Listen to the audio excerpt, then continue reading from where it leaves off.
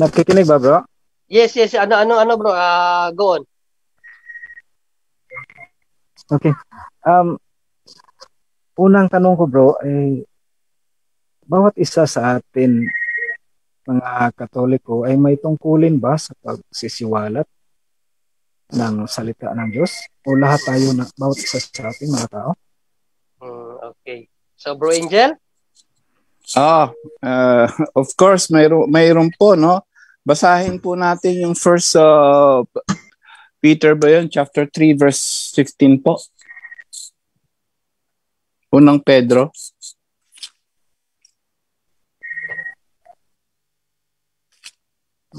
Hello? Ito. Hindi naka-off pala yung mic ko. First Peter 3:15, igalang ninyo si Kristo mula sa inyong puso bilang Panginoon. Lagi kayong maging handang sumagot sa sino mang humihingi ng paliwanag sa inyo tungkol sa pag-asang nasa inyo. Yes, alam niyo po, yung po kasi yung nagiging problema sa atin ngayon sa mga Katoliko, no? So iniisip nila ang pag-aaral ng salita ng Diyos ay pampari lang o kaya makatikista lang, no? Lahat po tayo may obligasyon, no? Hindi lang nila alam pati yung bakit daw nakikipag-debate, nakikipagtalo, even okay. May kumakalaskas. Hello po. Okay, bro, go. Ayun, so even si Apostol Pablo noon, kung naalala niyo, no? So nakipag-debate, nakipagtalo rin po. So tingnan natin po yung Gawa chapter 17 verse 17-18. 17, 18. Gawa 17 at saka 18. Kaya nakipagpaliwanagan siya sa loob ng mga sinagoga roon, sa mga Hudyo at sa mga Hintil na sumasamba sa Diyos at sa sino mang makatagpo niya sa liwasang bayan araw-araw. Nakipagtalo rin sa kanya ang ilang mga pilosopong Griego na mga Epikureo at Stoiko. Ano ba ang sinasabi sa atin ng nagmamarunong na iyan? Sabi ng ilan, sabi naman ng iba, nangaral yata tungkol sa ibang mga Diyos. Sinabi nila iyon dahil nangaral si Pablo tungkol kay Jesus at muling pagkabuhay. Kompleto po yan even on our canon law 229 at marami pang iba. We are obliged. Even Pope Francis, sinabi niya po na tayo po ay dapat magkaroon ng mga kaalaman tungkol sa aral ng Katoliko, aral ng simbahan at aral ng Biblia. So obligation po natin lahat yan from the Bible, mga canon law natin. Lahat po tayo sa may obligasyon po talaga yan. Utos po ng Diyos talaga yan. Yun lang po. Maraming salamat po. Brother John Ray? Yes, Prota. Mag-share lang po ako. Tama naman yung sagot ni Brother Angel. May obligasyon ba tayo bilang mga alagad ng ating mga Diyos dahil po tayo ay mga naging Christian citizen sa baptism. Sabi natin po yung Diyos, Matthew 28, gawin mo silang ating alagad. So sabi niya, nandyan sa atin yung common priesthood. Yung natanggap natin yung pagkapari, pagkahari at sa pagkapropeta. Pagkapare yung priesthood, yung magmumuhay tayo ng maka-Diyos, di ba? Priestly. Pagkahari, kingly, hindi lang yung sa Bisaya namin maghari-hari, di ba? Kailangan mag-serve po tayo. At saka pagkapropeta yung hindi yung manghula. Kailangan na ating i-propagate ang ating panampalataya. Sa Dictionary of the Bible by Mackenzie, naging sundalo po tayo ni Jesus sa panahon sa compel. Kung basahin natin ang page 145 sa definition sa confirmation sa Dictionary of the Bible, confirmation in which the Holy Spirit is received by the anointing of bishop for strength to profess, to defend, and to practice the faith. Ibig sabihin, hindi lang po eksklusibo ng grupo ng Catholic Faith Defender o CFD na magdepensa sa ating panampalataya. Ang lahat ng nakatanggap ng mga nabinyagan na compel ay obligado na po tayo na ating i-propagate, ating isisiwalat ang ating pananampalataya, kung kailangan ating dipinsahan ang ating pananampalataya. Ating balikan natin definition, in which the Holy Spirit received by the anointing of Bishop for strength to profess, to defend, and to practice the faith. So, lahat tayo bilang sundalo ni Kristo, ay dapat tayo na kailangan dipinsahan natin ang ating bato, ating pananampalataya pala, para po bilang mga alagad ng ating Panginoon. So, yun lang aking share, Brother John Ray. Maraming salamat. Yes, at ayon ho dito no sa ating pong aral sa katekismo no, dito sa Katekism no 1296 no, sa mga na ano na po no, mga nakatanggap na po ng confirmation na sinasabi ni Tata, ito po ang nakasaad. Christ himself declared that he was marked with his Father's seal. Christians are also marked with a seal. It is God who established us with you in Christ and has commissioned us. No, malinaw. Jesus Christ commissioned us. He has put his seal on us and given us his spirit, in our hearts as a guarantee.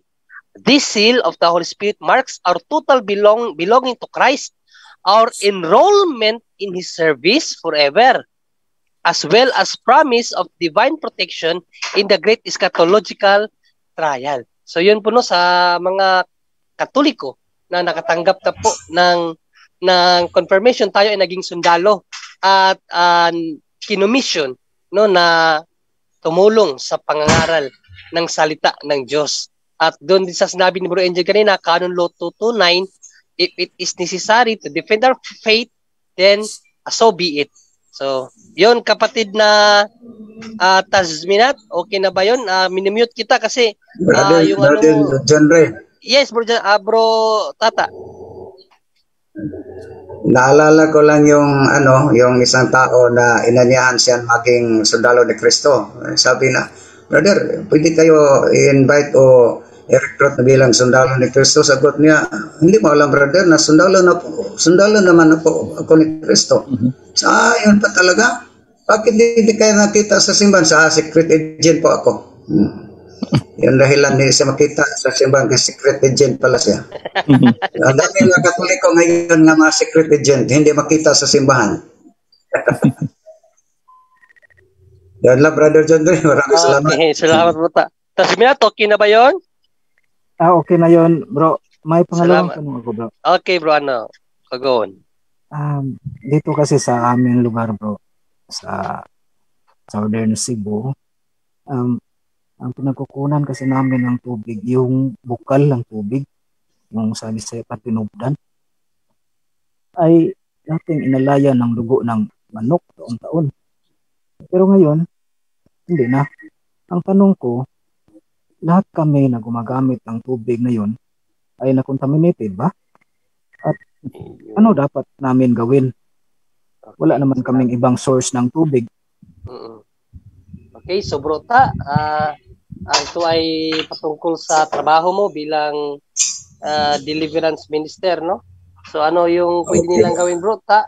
Kontaminado ba sila doon sa bukal na pinagkukuhanan nila ng source kasi wala silang ibang source, pero yung source na yon ay mayroong padugo. Kontaminado ba sila, bro ta? At ano ang pwede nilang gawin sapagkat wala naman silang ibang makuhanan ng tubig?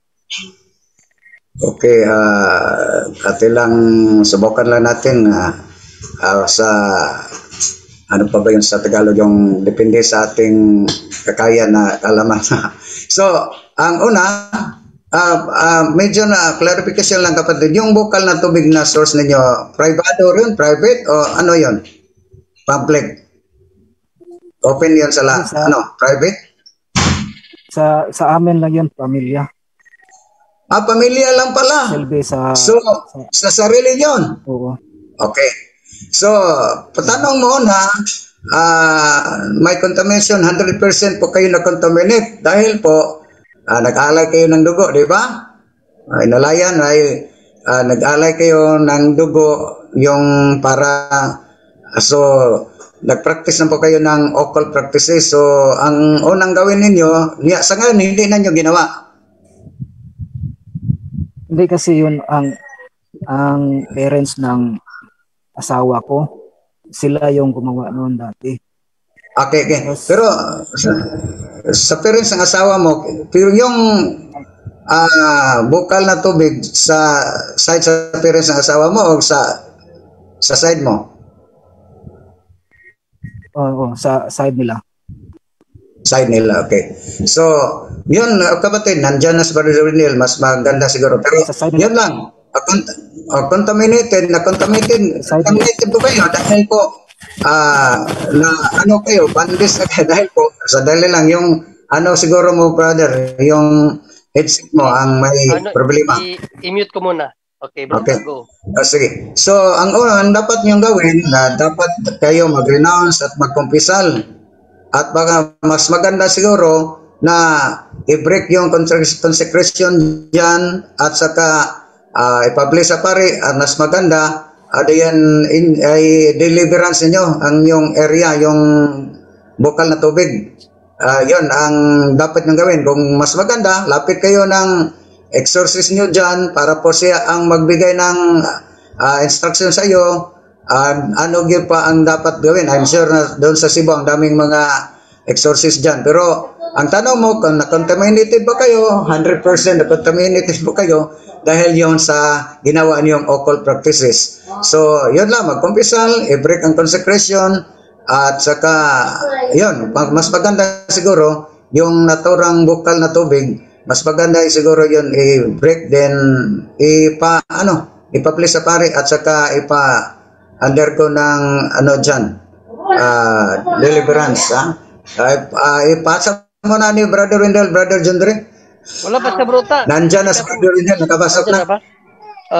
Hinahanap ko yung Wendell. Wala Nakita ko. Ate, pakiano si Bro Wendell. Ang nasa kanyang pangalan ay Romel.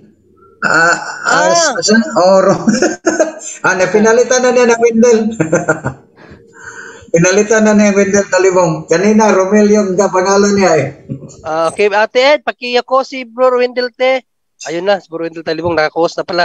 Okay, Bro Wendell, ang tanong niya po, Bro Wendell, dahil sa kanila, sa Cebu, wala ho silang ibang source sa tubig. Itong bukal lamang po nila na inalayan daw ng kanilang ninuno. Di ko alam kung sinong nagalay ng dugo. So, ang tanong niya na, Bro Wendell, kung kontaminado bro sila, at ano na po yung pwede nilang gawin, iwalas lang ibang source of water. Doon lamang sa bukal na may alay na dugo. Bro Wendell? Okay, salamat kapatid. No? Una, yun talaga ang mabasa sa Hosea chapter 4 verse 6, my people are destroyed for lack of knowledge. Yung pag-aalay ng dugo, yun po ang blood compact sa mga fallen angels. So, tama sa data, may contamination. Anong dapat gawin? Kailangan ikumpisal ang naturang gawain. At yung area na yan, dahil sa Cebu, daming exorcist diyan, no? Meron ding Agustin yan. At kilalang kilala diyan si Monsignor Fred Krickenbeck. Meron siyang team din na Mary's Little Children. Meron ding mga lay deliverance diyan sa Santo Rosario Parish, no? At pwede kayong pumunta doon o sinong miyembro ng pamilya para mag-guide kayo ano ang dapat gawin. Okay, no? So, Tasminat, bro, minumute kita ganyan na kasi parang sira yata yung headset mo. So bro, paki-unmute ulit. Okay, bro, paano ngayon, bro? Paano ngayon? Sinabihan naman namin, kinakasama ng simba, pero ayaw nila eh. Lalo pang ayaw mag-umpisal. Nako. Paano yun, Bro Wendell, sinabihan na daw nila, pero ayaw daw. Yun, kailangan talaga na makatikais talaga sila dahil daming mga Katoliko ngayon na ayaw ding mga mangungumpisal dahil para sa kanila, diyan na yan importante, tao lang ang pare. So, kailangan talaga na makatikais at maturuan sila gaano ka-importante, no? Ang Sacrament of Reconciliation, lalo na kung may mga occult practices dahil malaking kasalanan pong occult practices. At ang epekto niyan hanggang ika-6 na salinlahi. So, dapat putulin yan sa pamamagitan ng Sacrament of Reconciliation. Hindi lang basta-basta na mangungumpisal, dapat may gawin talaga na act of contrition. Pagsisihan talaga ang ginawa. Dahil sa bawat mortal na kasalanan na ginawa natin, patay na ang ating kaluluwa, spiritual death, buhay pa ang ating katawan. Naalala nyo kagabi si Attorney Sispo, gamit niya yung Genesis Kapitulo 3, versikulo 4 na sabi ng demonyo, sabi ng ahas, "You will not certainly die," the serpent said to the woman. Yun ang argumento niya. Hindi man umano namatay nang kumain. So, hindi nagsinungaling. Mali. Agad-agad sa kanilang pagkain, sa kanilang pagsuway, may namatay habang buhay pa ang katawan, at yun ang spiritual death. Yun ang dahilan sa 1 Timoteo Kapitulo 6, versikulo 5, yung nagpatuloy sa paggawa ng kasalanan, patay na habang buhay pa. O yun ang pinakadelikado. Kung balikan natin yung prodigal son na nakagawa ng malaking kasalanan, Lucas Kapitulo 15, versikulo 24, anong sabi ng kaniyang tatay? Sapagkat ang anak kong ito ay patay na, ngunit siya ay nabuhay. Nawala, ngunit siya ay muling natagpuan. Bakit? Ano po bang estado sa ating kaluluwa kung tayo'y nasa mortal na kasalanan? Napatay na, habang buhay pa, nawala. Yun ang mabasa sa Isaiah 59:2 na di tayo marinig, di tayo makita dahil sa kasalanan natin. At kailangan yang isauli, Sacrament of Reconciliation, sa pamamagitan ng sakramento ng kumpisal. Yun po. Bro Wendell, ano ko na lang para sa kaalaman ng lahat. Tulad ng kaso nito ni kapatid na nagtanong, Bro Wendell, no? Ayaw pumayag nung kanyang pamilya na yung baon, no? Dahil nakasanayan nila, pinaduguan. Wala silang ibang source ng tubig. Ano yung pwede niyang gawin, Bro Wendell? Dahil ayaw nun, magbili na lang sila ng tubig na hindi kontaminado? Kahit pa magbili sila ng tubig na hindi kontaminado, yung ginawa nila mismo na may blood compact pagpadugo, kasalanan na yon. Kailangan talaga yon na maputol sa pamamagitan ng Sacrament of Reconciliation, yung kumpisal. Ang ating kapatid na narinig, napakinggan niya kung ano talaga ang dapat gawin ngayon, o sila mismo na nagsagawa ng padugo, nakarinig ngayon. So yun po yung tinatawag natin na actual grace. No? Actual grace. Pero ang actual grace, pwede ding hindi nila tanggapin. Ang actual grace, ito po'y isang paanyaya para muling yayakap sa Diyos sa kanyang mga grasya. No? Muling yayakap sa Diyos sa kanyang grasya. Pero pwede itong ayaw tanggapin sa sinuman dahil sa freedom. Halimbawa, yung araw sisikat sa lahat para tayo'y maliwanagan. Pero hindi kasalanan ng araw kung ang tao ay pipikit talaga upang hindi makakita ng liwanag. Yun ang mga taong nakarinig na pero ayaw talaga pupunta sa sakramento ng kumpisal. Salamat, Bro Wendelot. So, that's minute. Okay na yun, bro. Ay, nawala. Sorry. Na-delete ko tuloy si touch me. Saglit, ha. Bro, pwede ka ba mag-reason uli? Ayun. Si touch minute. Iano ko lang. Yan, bro. Touch minute. Ano, bro? Mag-ano ka, bro? Mag-reason ka uli, bro. Ayun.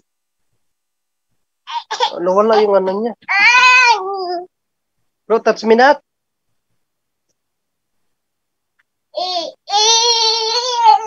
Okay na siguro yun. Hindi na siya nag-respond eh. Okay, dito tayo kay Marilyn Manila Tanisa. Marilyn Manila Tanisa, pa-unmute. Hello po, bro. Ayun, yan. Bro, Marilyn, saglit lang Ano muna sa touch minute kasi na-ex ko siya kanina. Okay, touch minute, okay na ba yun? Ano kasi bro, bawat kain namin, binibreak namin ang sales and consecrations. Nag-pray kami, nangungumpisal kami. Bawat linggo nagsisimba kami, nangumunyon. Wala ba rin sa amin ang grasya ng Panginoon dahil sa kontaminadong tubig na yun? Bro Wendell? Well, kung nakagawa kayo ng act of contrition at nangungumpisal, muling na-restore sa kaluluwa yung sanctifying grace na nawala sa kasalanan. At napaka-safe yung ginawa ninyo na kahit tubig, i-break ang consecration. Bakit? Dahil sa padugo, may consecration. So, mas mabuti na i-break talaga. Bro, touch me na. Sa bawat gamit namo ng may tubig, bro, kailangan namin i-break ang sales and consecrations. Yes. Oo, dahil alam ninyo na yung pinagkunan niyan ay may padugo. Ibig sabihin, may consecration. Kaya kailangang i-break.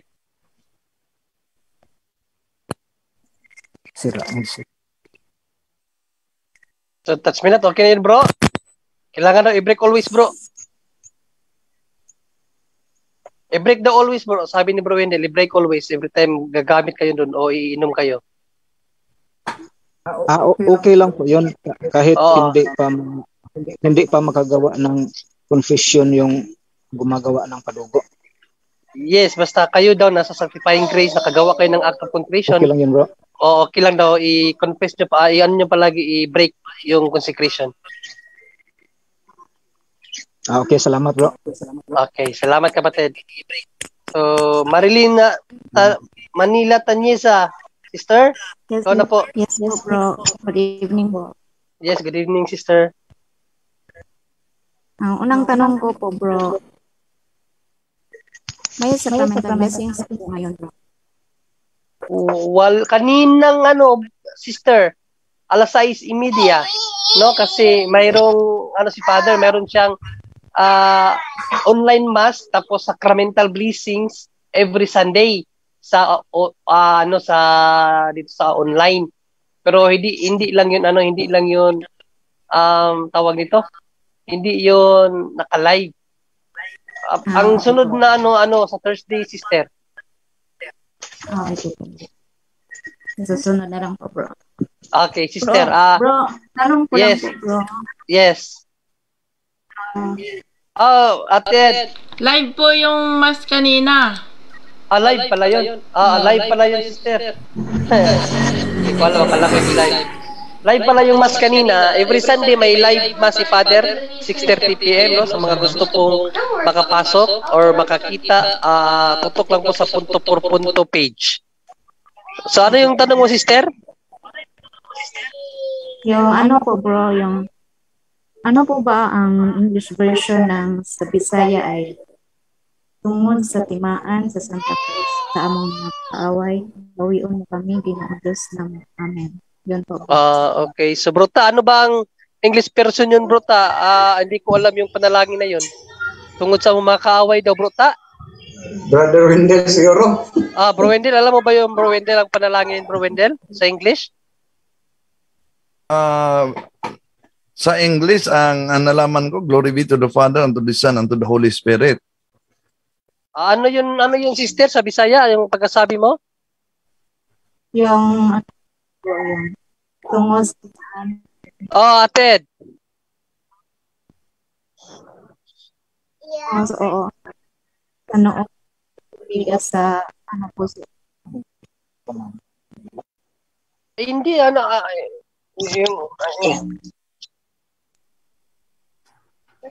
Trip.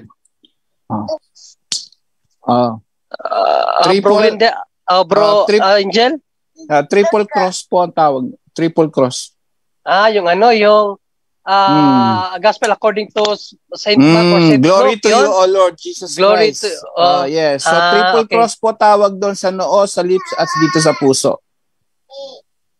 Yun. Glory to you. Paano ba sa English? Himaya sa Glory to you, O Lord Jesus Christ. Glory to you. Hindi may O Lord Jesus Christ. Yun. O Lord Jesus glory Christ. to you, O Lord Jesus Christ. Yun lang. Yun ba yung sister? Ang gusto mong malaman? Yun po ba sa English version, bro? Pakiulit nga yung pagkabisaya mo, sister. Ano, bro, yung... Sige. Ikaw, sister.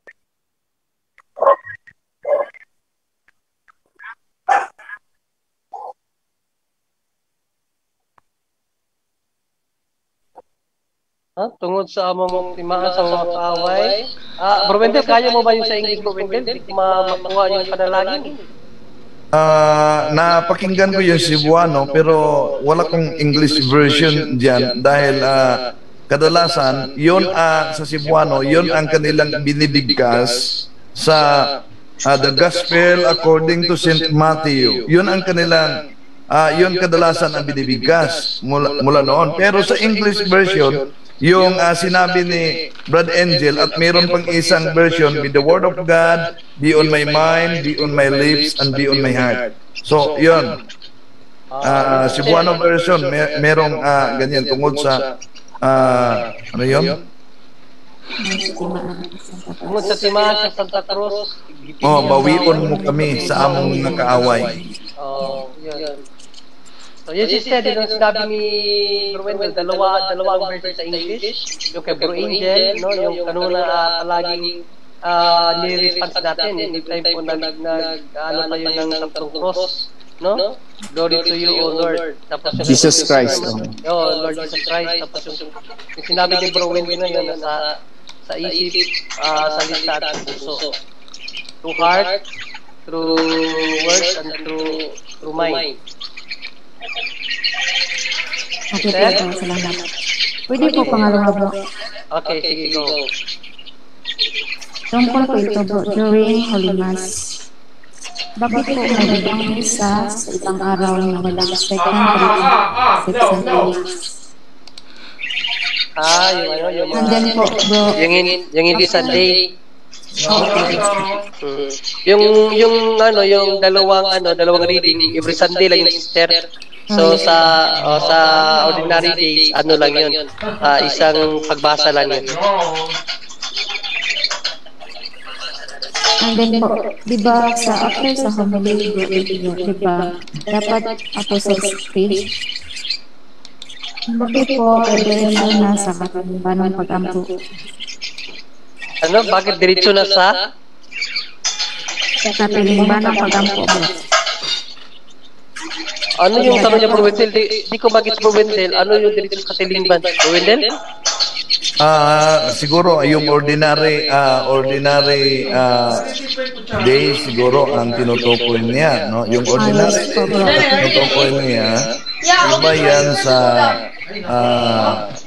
linggo kasi, no? Yun ang pahiwatig na nasa ordinaryo na araw tayo. Kaya wala yung 12 articles of Christian faith. Yung I believe in God. Brother Jenre. Yes, Muta. Interruption muna. Baka naka-unmute pa si Tasminat. Si Tasminat? Ipakatsi ito na dahil may background na. Okay.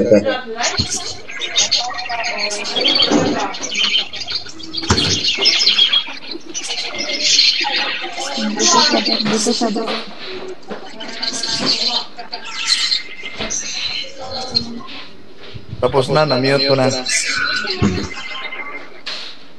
Okay, sister. Okay na ba yun, sister?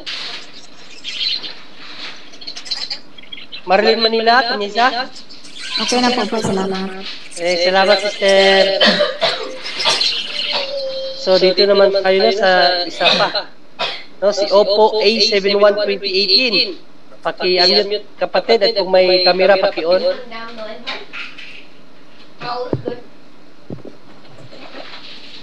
Hello po bro, magandang gabi sa lahat. Yes, magandang gabi bro. Kung may tanong lang po ako bro. Tungkol po ito sa nagdaan naming away sa aking asawa ba. Okay. Yung wedding ring namin sa ano ba yan sa Tagalog yung grabing away? Grabe yung away niyo. Naitapon yung wedding ring namin dahil naitapon or itinapon? Magkaiba kasi yung naitapon sa itinapon. Yung naitapon, pwedeng hindi na nasadya yun. Sinadya ba yung itapon? Itinapon, sinadya yun talaga. Itinapon, sinadya talaga.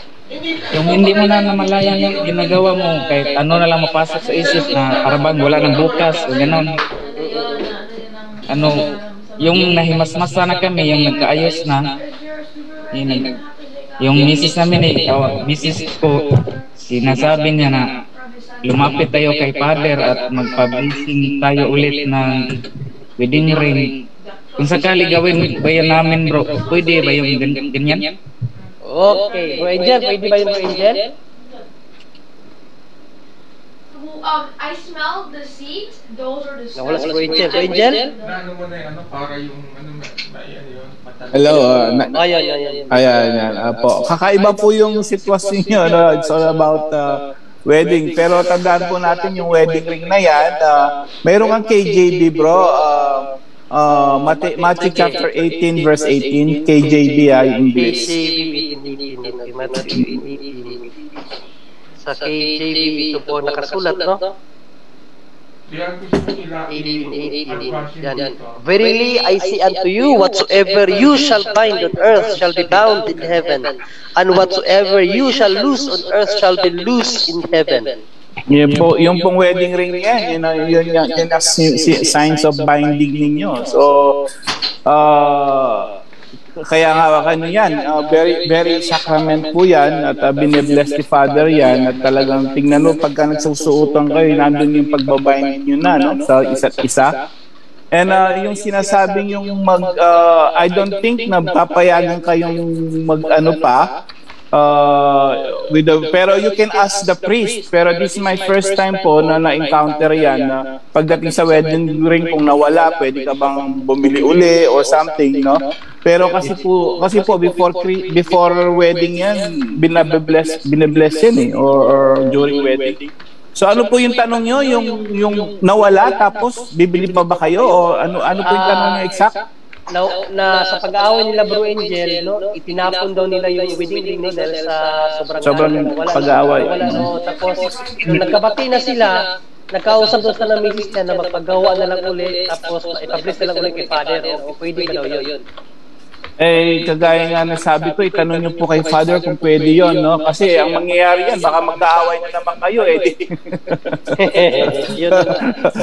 ilang wedding ring yan. So, siguro mas maganda pwede nyo i-ask si Father kung pwede yon, but I don't think kasi yung pong wedding yun doon lang po exactly doon sa mismong sacraments of marriage po kasi yun no, very holy yun. So ngayon kung nila dahil sa away nyo, I don't know, but you can ask the priest about that po, no? Mas maganda sa kanya na po yun. But siguro you need to also to confess yung pag-aaway-away lagi. I think you need to focus on that first, yung laging yung pag-aaway. So before that wedding ring na yan. Kasi yung wedding ring you can ask always, but I think you need to focus number one, priority nyo po yung problema nyo muna sa relasyon nyo. And that's exactly din pinaka-ano muna bago tayo bago kayo mag-ano doon sa wedding ring. I think yung po yung pinaka-the best, you need to solve your problem muna sa relationship. Yun lang po, maraming salamat. So yun ang payo ni Bro Angel, ask the priest first. No? John Ray. Bro Wendell? Ito, dagdag ko lang din sa payo na yan. Kung gusto niyo talaga na peaceful ang pamilya, walang away, kahit sa mga anak, rosary kayo together with the family. Gawin niyo yan, makita niyo ang epekto. Kaya po bro na itanong ko kasi ako po ay tulad ng sinasabi ni Father Darwin na nagsusunod sa mga sa mga CFD. Ako po ay leader sa aming pamilya. Ako ay padre de pamilya.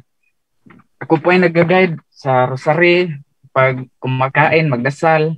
At ngayong coming September, seminar na po ako sa Eucharistic Minister po.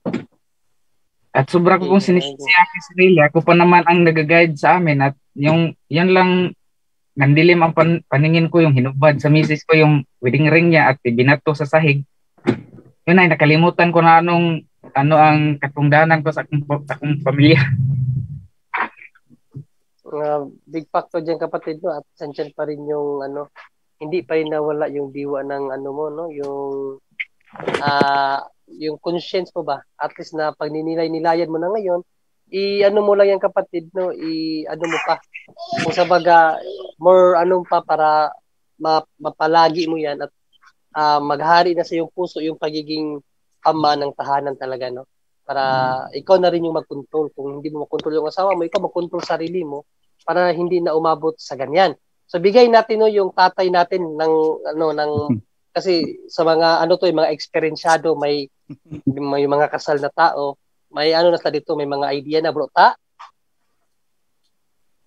Ano yung pwede mong ika-advise bro ta? Okay, counseling pala ito eh. So, yes.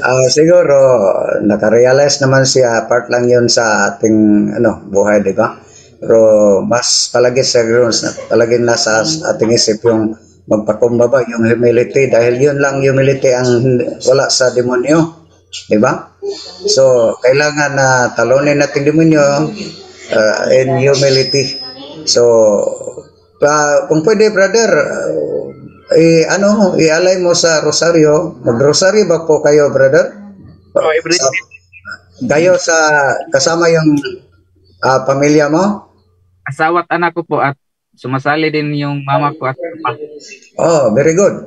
So, yun, intention nun, bawat mystery, intention yun, kung ano ang mga kakulangan ninyo, para po ma-check yun.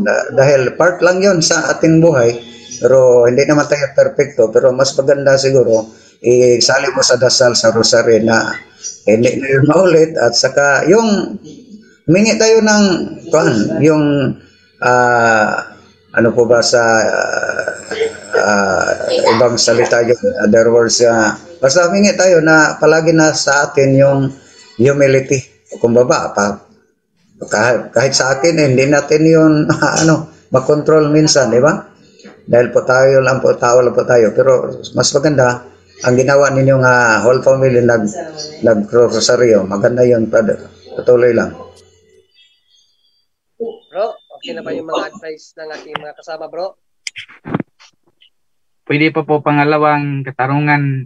Sure, kapatid, sure. Tungkol po ito sa yung ginagawa namin noon ba na kanang may grupo po sa aking tinitirahan noon na sumasayaw ng apoy. Ano po ba ang tawag dyan, bro? Sumasayaw ng apoy? Santil mo? Hindi. Yung para bang isang grupo yun na mag-imbak ng mga kahoy at sisindihan kapag sasayaw sila. Alang ritual? Kulto yan, kulto. Kulto?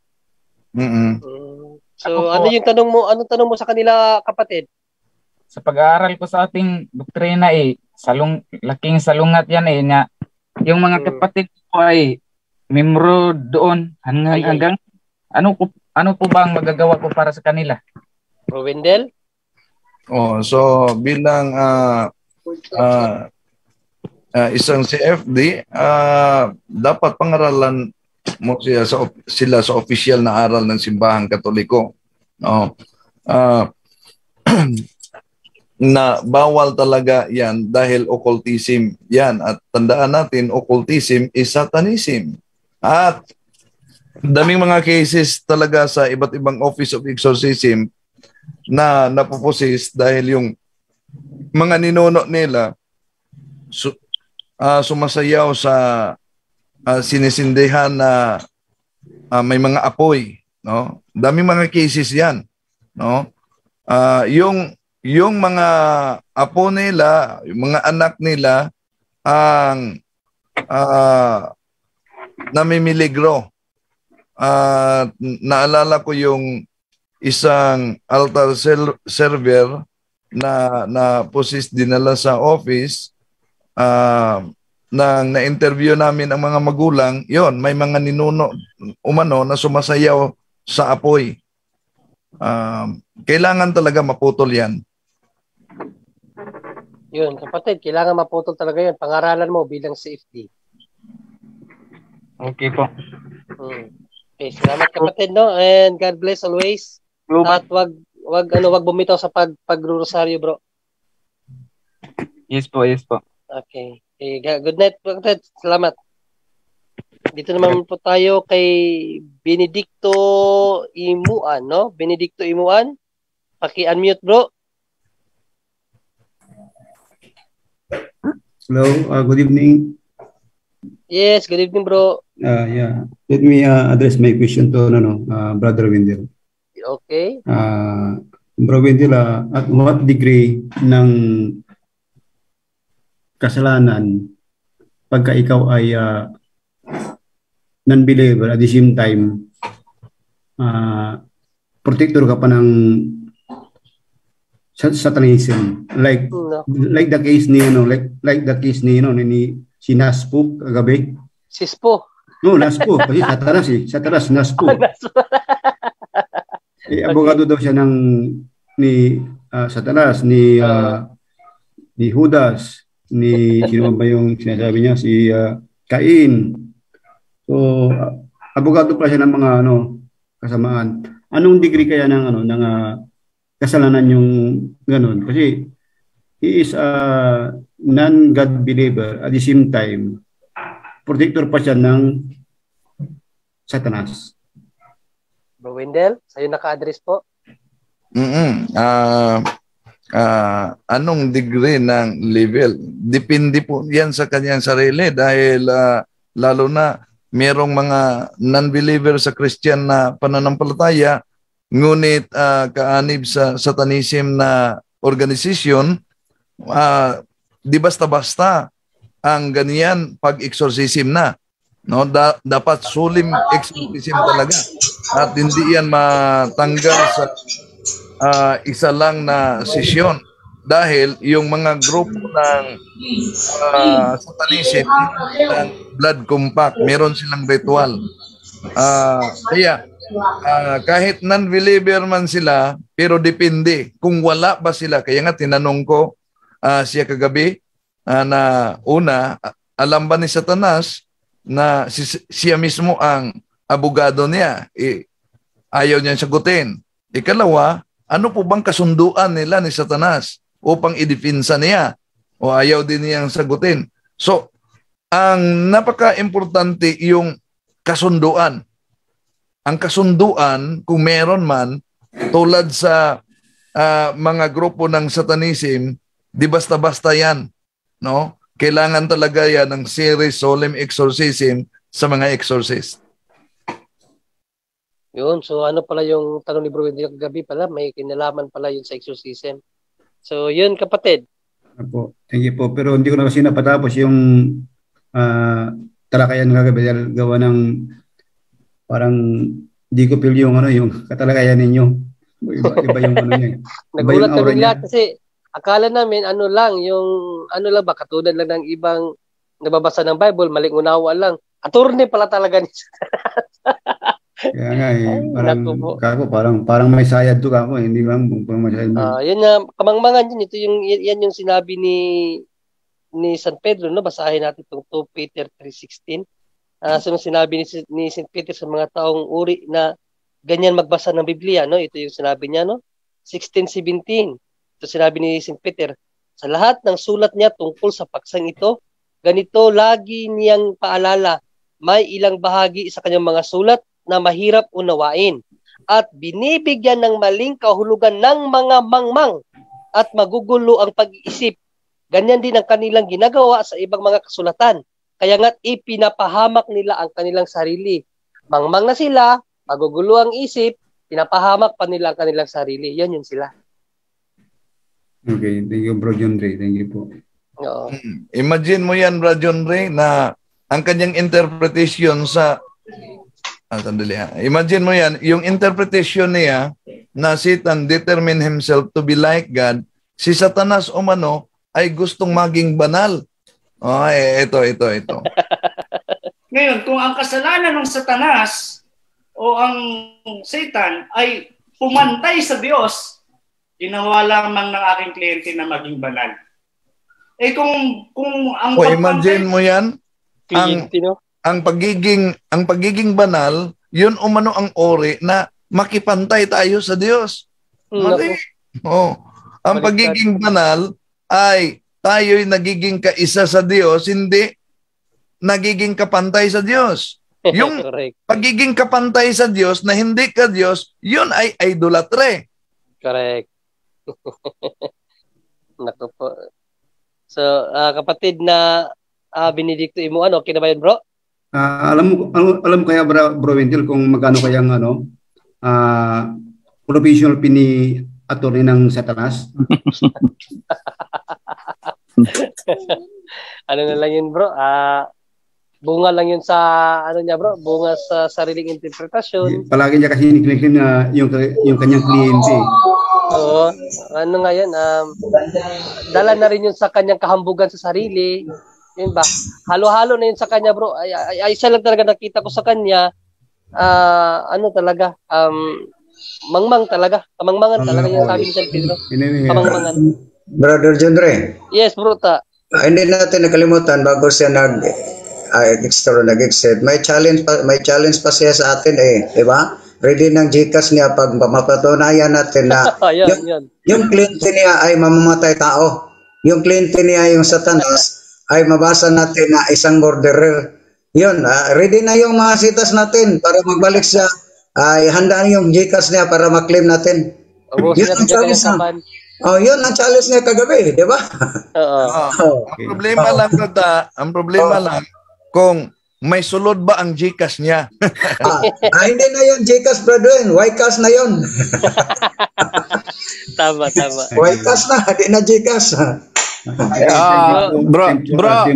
Yes, Bro Angel. Thank you. Okay, salamat kapatid. Hindi nyo pwedeng kunin yung perang galing sa kanya, bro. Galing kay Satanas yun.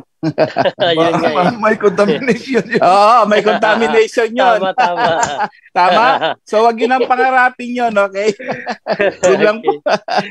Okay, dito naman tayo sa isa nating kapatid, si Mark Anthony Idroso. Mark Anthony Idroso, kapatid?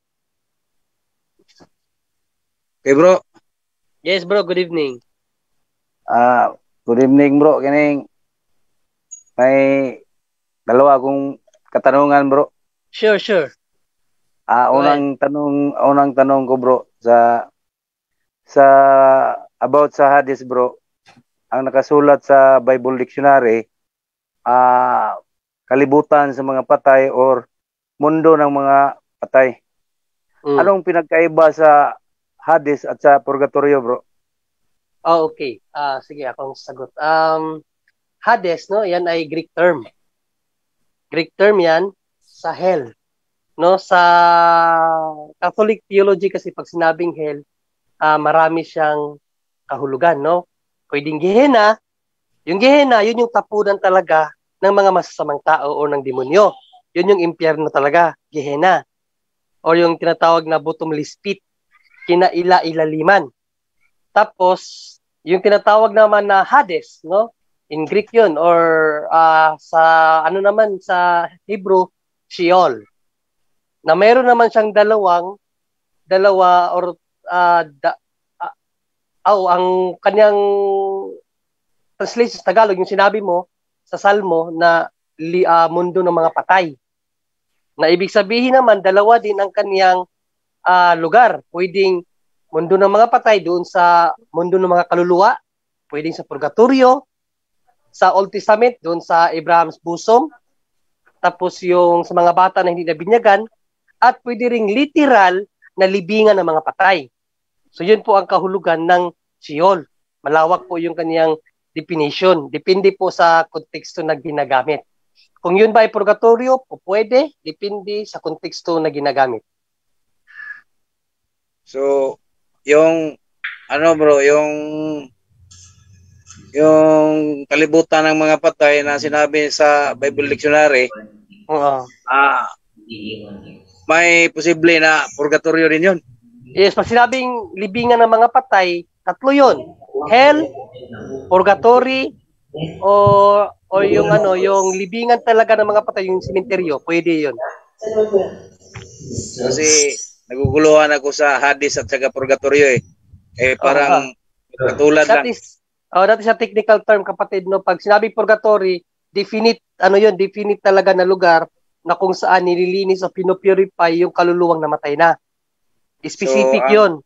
Pag sinabing ang Hades, o pwedeng kasi yan matatawag yan na theological opinion. O pwedeng doon yun. Halimbawa sa 1 Peter 3:18, magkakaiba po ang definition. May nagsasabi na yan ay purgatory, may nagsasabi din na yan ay Abraham's bosom. So dalawa po yung doon. Wala pang definition talagang simbahan kung ano yun, kaya open po siya for theological opinion. Okay, bro. Pangalawang question ko, bro. Okay, ano yung pangalawang? 1 Corinto 15:29-30. Oo. May mga tao sa una na nagpabinyag para sa kanilang mga patay. Sila mismo ang nagpabinyag para sa kanilang mga patay. Meron ba nun? 29:30? Yes, bro. Okay, basahin natin para. Okay. Kung hindi gayon, ano ang halaga ng pagpapabautismo ng mga tao para sa mga patay? O ibig sabihin nitong pagpapabautismo sa mga patay, yung siguro to, yung blessing. Kung talagang hindi bubuhayin muli ang mga patay, bakit pa nagpapabautismo ang mga tao alang-alang sa kanila? At bakit pa kami nakalagay sa panganib sa lahat ng oras? Okay, so bigyan natin kay Bro Tata. Alam ni Bro Tata to. Bro Tata. Yun, maraming salamat. Pero bago, Brother John, magsishare lang kaunti bahit tungkol yung tanong niya kanina.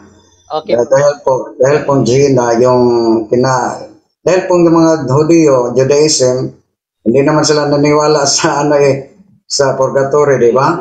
At saka hindi naman po sila naniwala na ang tao ay muling mabuhay. Para sila, pag mamatay ang tao, nandun lang yun sa libingan ng mga patay, yun ang paturo nila. Yun ang Gina o Sheol. So, ngunit sa bagong tipan, may turo ng ating Panginoon Sos, yun ang binanggit niya sa Matthew 16:19, kahit ang kapangyarihan ng impyerno. Yung impyerno, hell o Hades o Greek, yun, tumutukoy na yun sa hell o impyerno.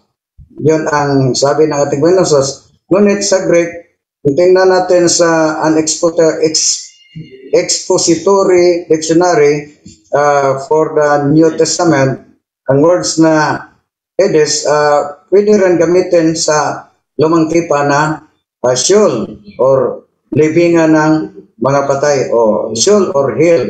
So, yun lang nakaiba dahil po ang lumang tipan ng mga Hudyo ay hindi po sila naniwala yun para sa kanila. Ang tao mamatay, parang hayop. Nandun lang yun sa libingan ng mga patay, yun sa sementeryo. Maghintay na lang sa panahon sa pagbalik ng ating Panginoon. Yun ang inadapt na aral ng mga SDA. So, yun. Ngunit yung tanong niya sa binasa mo, Brother John Dre, yung bautismo ng basahin ko ulit, Bro Ta. Kung hindi gayon, ano ang halaga ng pagbabautismo ng mga tao para sa mga patay? Kung talagang hindi bubuhayin muli ang mga patay, bakit pa nagpapabautismo ang mga tao alang-alang sa kanila? At bakit pa kami nalalagay sa panganib sa lahat ng oras? Okay, so maraming salamat, magandang tanong. Dahil po, ang tao, pag hindi po tayo nabautisman ay patay na po tayo, spiritual death, di ba? Muli lang mabuhay ang ating kalula. Yung pakibasa na lang sa Brother John Dre, sa Roma 6, mataas naman yun, 3 hanggang 7 na lang, kung kaya mo. 6:37. Hindi ba ninyo alam na tayong lahat na nabautismuhan kay Kristo Jesus ay nabautismuhan sa kanyang kamatayan? Sa makatuwid, tayo'y namatay na at nalibing na kasama niya sa pamamagitan ng bautismo upang kung paanong binuhay muli si Kristo sa pamamagitan ng dakilang kapangyarihan ng Ama, tayo rin ay magkaroon ng panibagong buhay. Sapagkat kung nakasama tayo ni Kristo sa isang kamatayan katulad ng kamatayan, tiyak na tayo ay makakasama rin niya sa muling pagkabuhay na katulad ng kaniyang muling pagkabuhay.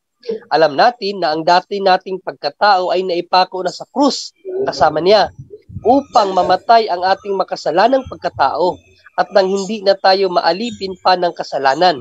Sapagkat ang namatay na ay pinalaya mula sa kapangyarihan ng kasalanan. Okay, malinaw na yun ang medyo mahirap i-reconcile ng mga born again dahil yung concept of receive nila na tapos na tayo niligtas ng ating Panginoon Jesus, nagpakamatay na po siya sa cross, sinuwala ng pangalawang kamatayan ng ating Panginoon Jesus para po tayo maligtas. Tapos na yung concept of receive. Hindi na pwedeng muling magpako pa nga itong ating Panginoon Jesus sa cross. Pero ang tanong, bakit tapos siya muling nabuhay, nagtatag pa siya o nagtayo pa siya ng sakramento o na ang binyag? Yun ang binasa ni Brother John Dre kanina dahil po patay na po tayo at binyagan tayo at nakaisa tayo sa kanyang kamatayan at nakaisa tayo sa kamatayan at kahit na tayo ay mamatay in physical, pero may muling pagkabuhay. Yun ang baka idagdag natin kasamahan. Bro, ito kasi yung pagkaintindi ko sa sige. Brother Angel. Pagkaintindi ko sa nasulat, may mga tao na nagpabinyag alang-alang sa kanilang mga patay. Sila ang nagpabinyag para sa kanilang mga ang explanation ni Brotata bro ganito. Dahil sa ating kasalanan kasi kapatid, no, tayo ay patay na before the eyes of God. No? Dahil sa ating kasalanan tayo ay patay na. So, yun po kasing binyag, yun po ang ating tinatawag na pagkaka-born again, no? Basahin natin dito sa John 3:3-5. No? John 3:3-5. Sumagot si Jesus, tandaan mo ang sinasabi kong ito. Malibang ipanganak na muli ang isang tao, hindi niya makikita ang pagkahari ng Diyos. Sagot naman ni Jesus sa 5, tandaan mo ang sinasabi kong ito, malibang ang isang tao ay ipanganak sa pamamagitan ng tubig at ng Espiritu, ibig sabihin sa binyag, hindi siya makakapasok sa kaharian ng langit.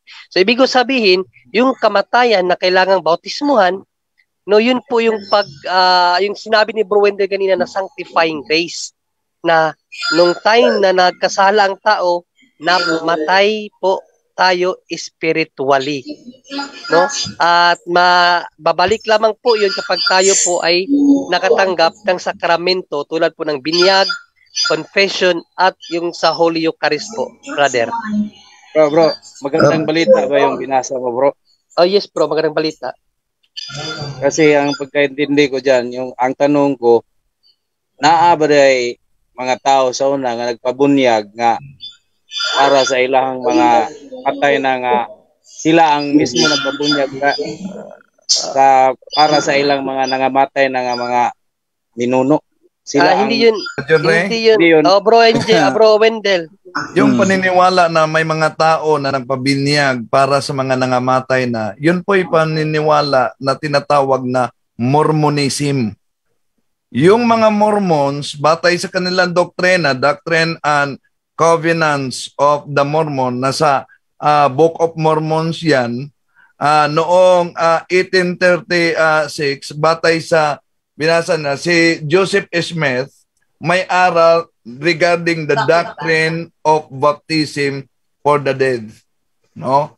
'Yon ang sa mga Mormons. Pero yung unang Korinto kapitulo 15 versikulo 29, tama yung sinasabi ni Brad Tata na ang pahiwatig dito ay yung old na pagkatao natin na namatay tayo sa kasalanan at muling nabuhay tayo at kaisa sa katawan ng ating Panginoon Jesucristo. Dahil yung mga patay, kapag patay na sila, di na pwede yung walang pagkakaiba yun, kapatid. Halimbawa, nag-live-in sila, nag-live-in namatay. Pwede ba magpakasal ka na lang para sa mga namatay, para lang sa kanila? Walang pagkakaiba yan sa binyag. No? Brother John Ray. Balikan lang natin. Yung ang tinutukoy yung original sin. Kung basahin natin Roma 5:12, di ba? Nakapasok sa sanlibutan ang kasalanan at ang lahat ng tao ay namatay. Kailan po ba yun mabuhay? Pag mabinyagan po tayo, muli tayong mabuhay. Yun na ang dahilan na ang binasa natin kanina sa Roma 6:3-7 na tapos na si Kristo pa ay muling nabuhay, ay nagkutos siya ng binyag, nagtatag sa binyag dahil po ang taong makatanggap ng bautismo ay makiisa sa Diyos at kahit na tayo ay mamatay, ngunit may muling pagkabuhay katulad ng nangyari sa Tibinosos. Yun ang dahilan na pinaka-importante sa atin na binyagan ang bata. Baka mamatay siyang nawalang binyag, ay delikado, di ba? Sayong mga magulang ang managot, malaking kasagutan. Yun ang tinutukoy na muling mabuhay tayo dahil po yung sanctifying grace na nasa tao ni Adan at ni Eva ay parang nasangla sa demonyo, ni Satanas. Nasangla, brota, nasangla. Nasangla pala. Hindi nasangla. Nasangla. Iba yun, sangla ha, sangla dahil. Sangla. So, napirinda sa atin, Bisaya. So, sino po ba ang nagtubos? Walang iba ang ating Panginoon Sus. At makiisa lang po tayo, hindi naman yun automatic na tapos na si Kristo ng pako sa cross at tinubos na tayo. Hindi, proseso. Yun ang dahilan, nagtatag siya ng iglesia para ang iglesia, ang inatasan niya, patuloy sa gawa ng kaligtasan. Yun ang iglesia, ang inuutosan niya na kailangan binyagan ang lahat ng tao para po tayo maligtas. Di ba? Makiisa lang po tayo sa kamatayan ni Kristo sa cross pag ang isang tao ay nakatanggap ng bautismo. Yun ang binasa niyo mo kanina, Brother John Ray, sa Roma 6:3-7. Maraming salamat. Bro John Ray. Yes, Bro Angel. Yes, so tama po lahat ang kasi tandaan po natin Bible must be interpreted according to the context. So kasi hindi lahat ng sinasabing patay sa Bible, patay physical. Okay? Lilinawin po natin hindi po patunay. Alam niyo po ba na may mga buhay ang tawag mismo ng ating Panginoon Hesus patay, pero buhay sila. Basahin po natin Lucas chapter 9 verse 59-60 po, brother. 59-60 po. 59-60. Buhay yan At sinabi naman niya sa isa, sumunod ka sa akin. Ngunit sumagot ito, Panginoon, hayaan lang po muna ninyong maipalibing ko sa aking ama. Maipalibing ko ang aking ama. Sinabi ni Jesus sa kanya, hayaan mo na ang mga patay ang maglibing sa kanilang mga patay. Ngunit humayo ka at ipahayag mo ang kaharian ng Diyos. Ayan, letra por letra. Patay, kapwa patay. Ibig sabihin po, yung maglilibing sa kanila, mga buhay pa yun, maglilibing nga Pero saan sila sa patay? Spiritual para sa Diyos. Dahil nga, sinabi kanina ni Bro Wendell, sinabi na nga kanina, ang mga taong namumuhay sa mortal sin na kasalanan, sa Diyos po ay patay yun. Saan patay? Spiritual. Kaya nagkakaproblema si Sispo Yun ang problema ni Sispo. Lahat ng mga tao, mga Bible reader, yun ang kasi pag wala kang theology para maging proper interpretation of the Bible, mahihirapan po tayo. Hindi po lahat ng pag may malabasa kang patay, hindi po patay physical yan. Yung iba po diyan patay spiritual. Yun lang po. Maraming salamat. Tandaan po natin palagi kapatid, no, na ang kanina, no, sa pagbasa kanina, ang sabi po sa pagbasa kanina, what is the law and how to read it. How to read it. Ibig sabihin, paano babasahin yung nakasulat sa Biblia. Bro John Reed, yan ang sinabi ni Sis po kagabi, yung ba't hindi namatay? Paulit-ulit siya, ba't hindi namatay? Sabi, mamamatay. See? Doon pa lang, problema na, wala nang sense. So, yun, Bible reader talaga mahihirapan po tayo. So, warning po ni Father Richmond, pagka nagkamali ka ng interpretation sa Biblia, may impyerno ka, sabi niya. Yun lang po, maraming salamat. So, kapatid na Mark Anthony? Bro? Salamat po. Wag mong i-litra por litra, bro. Mas maigi, kasi nagbabasa ka na rin naman ng Bible, palagi mong tingnan ang commentary ng Catholic Bible commentary wag yung mga Protestante. I-type mo lang din sa Google, payo ko sa iyo para matama yung pagbabasa. I-type mo kung ano yung talata na binabasa mo. I-type mo ang commentary by Hidax. So, yung sinabi ni San Pablo na sa 15:29-30 ay hindi spiritual death yun. Spiritual death. Spiritual death. Okay na, bro. Okay. Yes. Salamat. Okay, so mga kapuntos, tayo po ay naubusan na ng wala nang nakataas, no, natawag na to ko kanina is Tatsminat at saka si Marilyn Manila. Si Ate Ed na lang. Ate Ed, may pahabol ba, Ate Ed? Okay.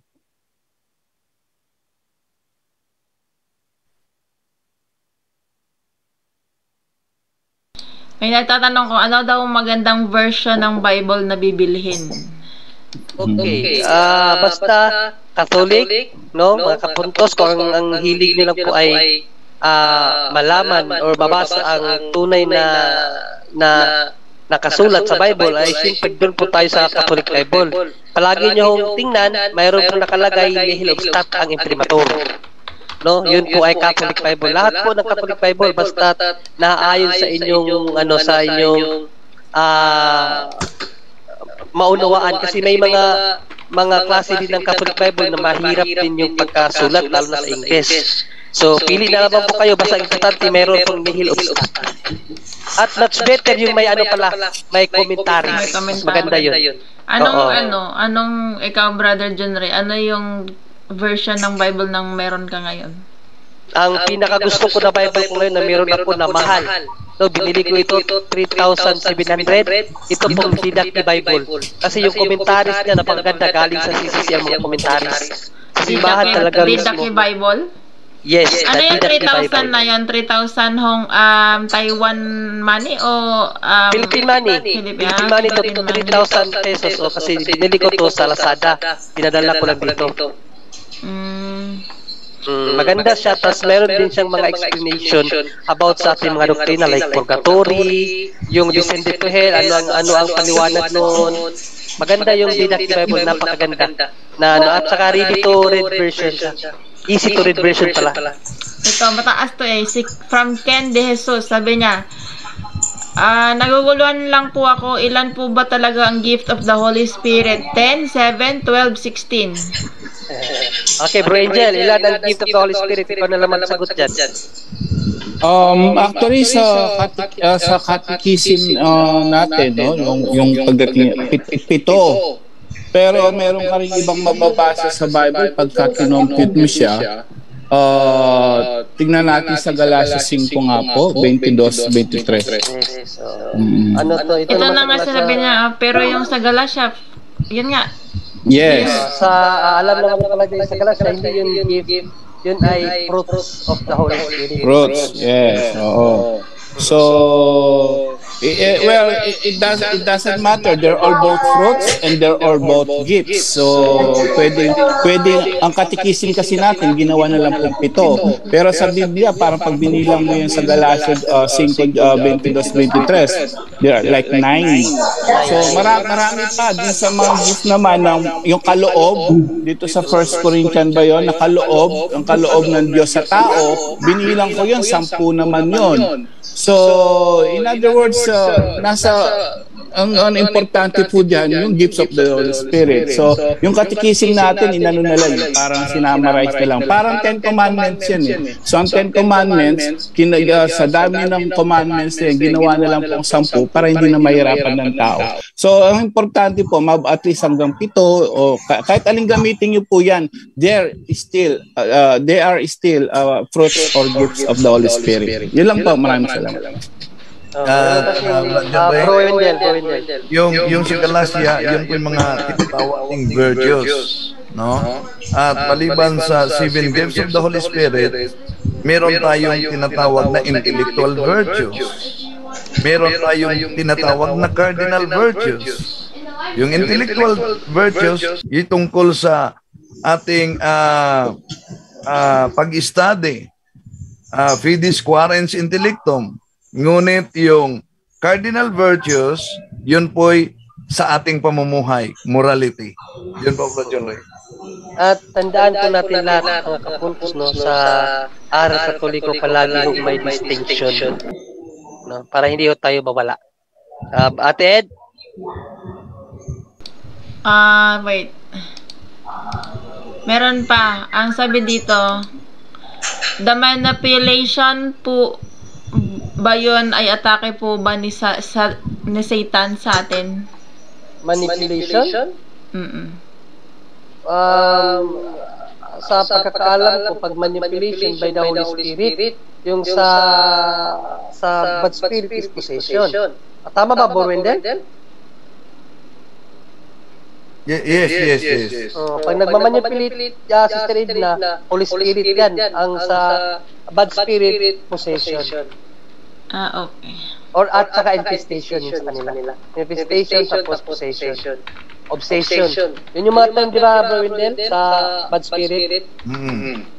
Infestation, obsession, possession. Pero pag manifestation, sa ano po yan, Holy Spirit po yan. Yun lang po muna siguro kasi okay. Bawi para kahapon. Ang ano ko lang po kasi may nag-confuse dun sa schedule ng ng sacramental blessing. Ang sacramental blessing schedule po ay every Thursday during live. Laging pumapasok si Father Darwin mga 9:30 in the evening kung walang pagbabago or walang priority ng schedule niya. Yun talaga yung laging time na pumapasok siya. Pag linggo po naman kada 6:30 PM na mass bago magtapos ng misa, meron pong sacramental blessing. Yun lang po. Salamat natin, no? So, mga kapuntos, no? So, hanggang dito na lamang po tayo. No, dahil lagpas na po tayo ng 10 minuto. At gayon pa man, nagpapasalamat po kami ng maraming sa lahat po ng mga kapuntos all around the world na wala pong humpay na sumusuporta at nagpapakita po talaga na kanilang interes na makinig sa amin at interes ng pagmamahal sa aral Katoliko. Maraming salamat po sa inyo dahil kung wala po kayo, wala rin po ang punto por punto. At sa mga hindi pa po nakapag-subscribe, no, sa mga itong channels ng ating pong mga kasama, kina Bro Wendell, kina Bro Tata, kina Bro Romel, Bro Dens, sa punto por punto mismo, kay Bro Angel, no? Paki-subscribe niyo po, paki-like, paki-share sa inyong mga kaibigan para marami pa po ang maabutan ng ating tulong patungkol po sa pananampalatayang Katoliko. So yun lamang po ang aming pong hiling sa inyo para po lalo po natin mapagtibay ang pananampalataya ng ating simbahan. At sana po ay palagi niyo po kaming ipagdasal sa inyo pong mga panalangin, isama niyo po kami dahil nangangailangan po kami noon. No? So maraming salamat po sa inyong lahat at ibigay po natin ang huling mensahe na pala yun, last na pala Ate Edna, yung huling panalangin at yung closing team. Okay po. God bless us all po.